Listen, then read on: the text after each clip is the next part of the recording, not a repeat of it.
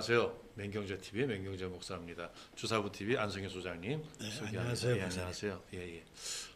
우리 안성현 소장님께서 오늘은요.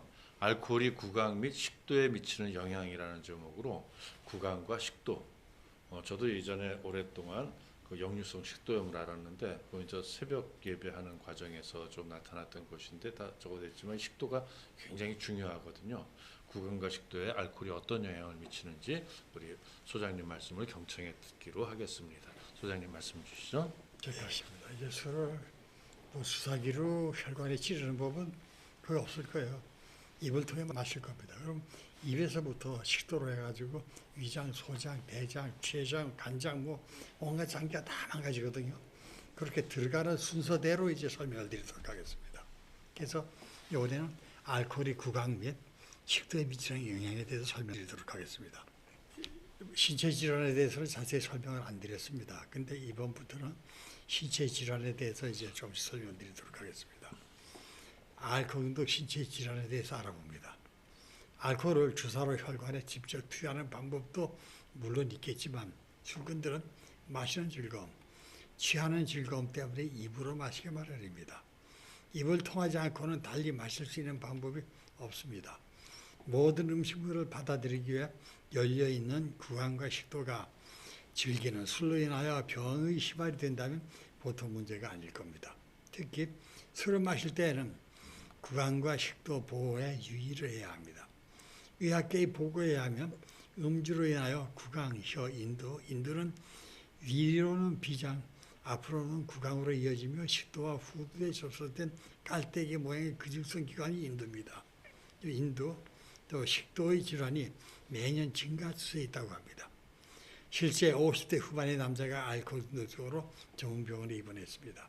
그는 이미 술로 인하여 식도암이 발생하여 수술 치료를 받은 상태였습니다. 그러나 외과 병원에서 퇴원하고도 계속적인 음주를 중단하지 않았습니다. 4개월에 거친 중독적 치료를 받고 퇴원했으나 재음주로 식도암이 재발하여 목숨을 잃는 불행을 당했습니다. 술은 음료일 수가 없습니다. 사전에는 물, 술 등 마시는 것을 총칭하여 음료라고 부릅니다. 그러나 주세법상으로는요, 일정량의 알코올 성분이 함유되면 음료가 아닌 주류로 분류합니다. 그리고 높은 세금이 부과됩니다. 음료의 기능은 술과는 전혀 다릅니다. 목이 마를 때 갈증을 해소시켜주고 인체가 요구하는 수분 공급을 충족시켜주는 식이성 음료로 꿀물, 주스, 드링크제 등일 수밖에 없습니다. 술꾼들은 흔히 갈증 해소에는 시원한 맥주 한 잔이 으뜸이라고 주장합니다. 염천의 삼복더위에 많은 땀을 흘리고 나면 조갈이 찾아옵니다.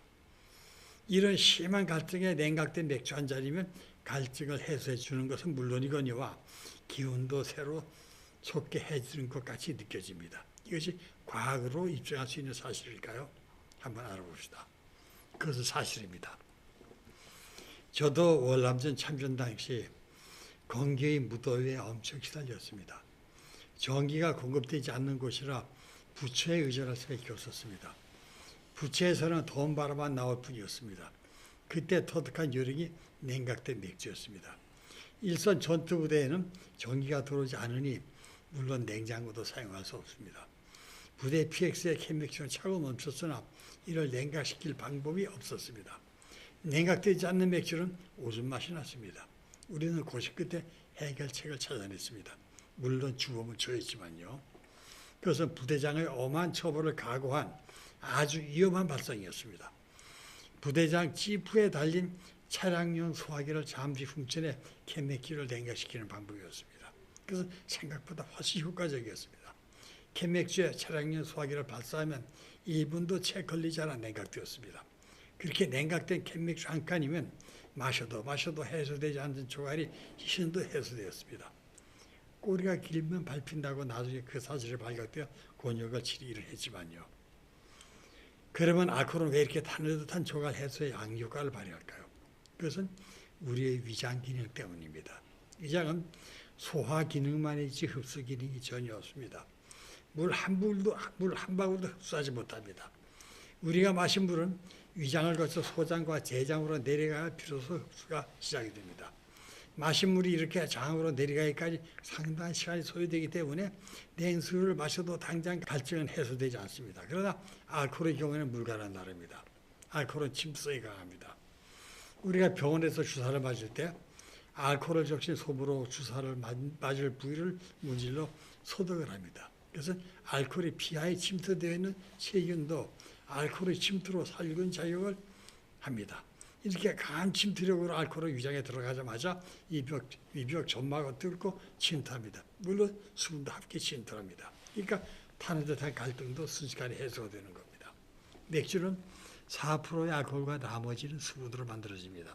그 수분이 처음 마실 때에는 시원하게 갈증을 해소해 주는 것이 사실이지만 이 수분과 함께 흡수된 알코올이 뇌 속에 있는 뇌하수체 후엽의 항이뇨 중추를 억제하여 소변을 자주 보게 되고 알코올 1g당 7kcal 열량을 발생시켜 체열을 발산하게 되며 이 때문에 몸이 더워지면서 땀을 내게 하여 수분을 소비합니다. 오히려 일정 시간이 경과하면 전보다 더욱 심한 갈증을 느끼게 됩니다. 알코올은 음료가 아니라 에탄올, 에틸알코올이라는 독극물에 속하는 화학물질을 희석하여 포장한 액체일 뿐입니다. 이런 독극물인 알코올이 인체의 구강과 점막, 인두, 혀, 식도 등에 접촉되었을 때 화끈하고 짜릿한 쏘는 자극을 받게 됩니다. 이때 조직 속에서 탈수 이전이 일어납니다. 세포 조직 속의 수분을 알코올이 탈취해가는 겁니다. 인체 조직의 85% 내지 90%가 수분으로 구성되어 있지 않습니까? 수분을 탈취당한 조직에서는 화학적 자극과 탈수 현상이 동시에 일어납니다. 이런 현상은 술잔을 기울일 때마다 반복 가중됩니다.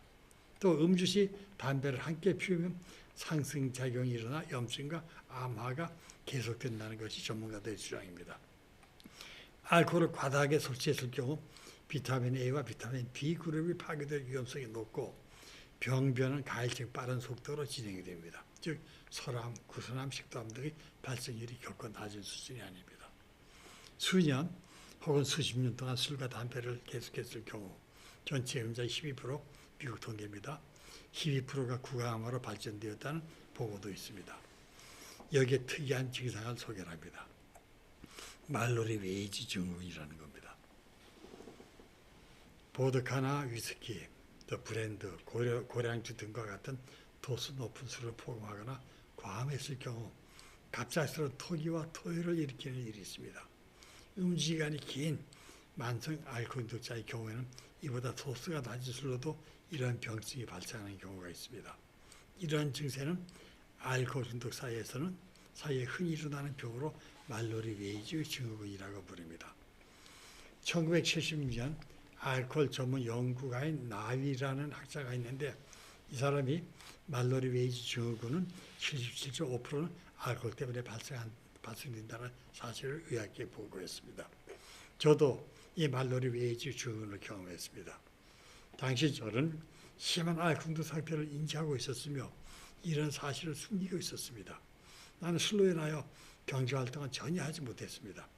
가정경제는 금식할 수밖에 없었습니다. 그래야 나의 사정을 보다 못한 동생의 권유로 시외곽의 빈 점포를 얻어 조그마한 분식가게를 열었습니다. 그런 상태에서 병원 치료는 언감생신 엄두조차 낼 수 없다고 생각하고 있었습니다. 그리고 나의 건강 상태도 스스로 진단했습니다. 나의 간장은 이 간경화를 지나 간암으로 진행된 것으로 판단했습니다. 그래서 이대로 죽을 날만 기다리며 아내 몰래 술만 마시고 있었습니다. 그러다 어느 날 이른 아침이었습니다. 전날 밤 마신 술로 숙세에 시달린 나는 아내 몰래 집을 빠져나와 두어 블록 떨어진 구멍가게에서 소주 한 병을 사고 그것을 마시기 위해 한산한 골목으로 숨어들었습니다. 그리고 술병의 뚜껑을 따고 단숨에 반병 분량의 술을 들이켰습니다. 그리고 남은 반병의 술을 마저 마시려 할 때 위장으로부터 무언가 울컥 치밀어 오르며 목구멍을 통해 검붉은 피를 쏟아내기 시작했습니다. 상당한 양이 피었습니다. 토요일은 잠시 뒤에 멈춰졌습니다. 저는 크게 당황하지 않았습니다. 드디어 올 것이 오는구나. 이제 뭐하지 않아 이 한만한 세상 이별하는구나 하고 체념을 하니 의외로 담담해졌습니다. 나는 피 묻은 입을 닦고 남은 반병의 술을 다시 위장에 쏟아부었습니다. 그리고 쪼그리고 앉아 잠시 숨을 골았습니다. 이번에 위장으로 들어간 술은 토해를 일으키지 않았습니다. 집으로 돌아와서 화장실에서 한번 또다시 화장실에서 피를 토하는 모습을 아내가 보고 말았습니다. 그래야 동네 내과에서 약을 처방받고 토혈이 멈춰졌습니다. 그것은 기적이었습니다.